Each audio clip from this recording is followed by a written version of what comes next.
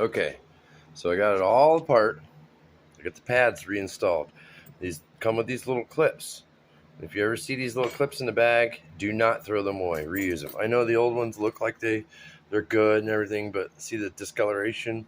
It's lost a lot of its lintel hardness, and you need to clean it up anyway. So, I mean, what I do is pull the old clips off right here, right? And then I take a wire brush and just a few times. And then I recommend you buy this brake lubricant, okay? It's just silicone, but it's like 69 cents. They got it right up there by the counter. When you buy the pads, they usually throw one in there. Or, if you know an old guy down there, he'll tell you, hey, you should get some of that. But on the 2017 Cherokee, it comes with this, which is a rattle clip, okay? It wraps around the pad and makes it slide in and out like this. See how I'm doing right here? You clip this right on there, and it slides in and out of this bracket, and it makes it not rattle around in there. It's very crucial that you put that back in there, because otherwise it's going to be going down the road. Okay, so over here, there's many different ways of doing this. A lot of people use a C-clamp. Some people, pry it out with something. Do not use a hammer, okay?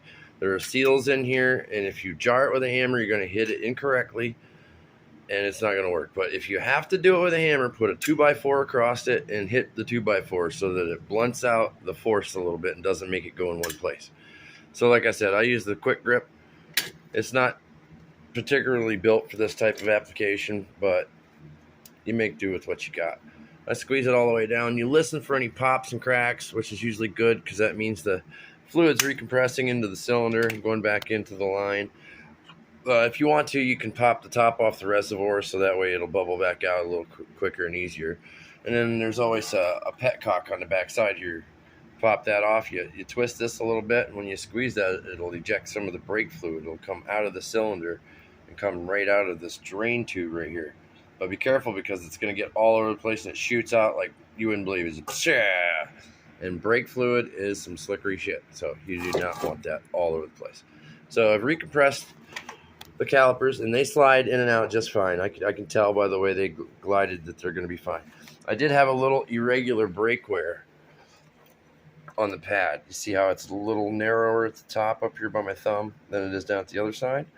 That might be a caliper dragging. That might be one of these clips hanging up. That could be a lot of things. But we're going to go ahead and put this thing back together and see how much better it drives. That's getting it done.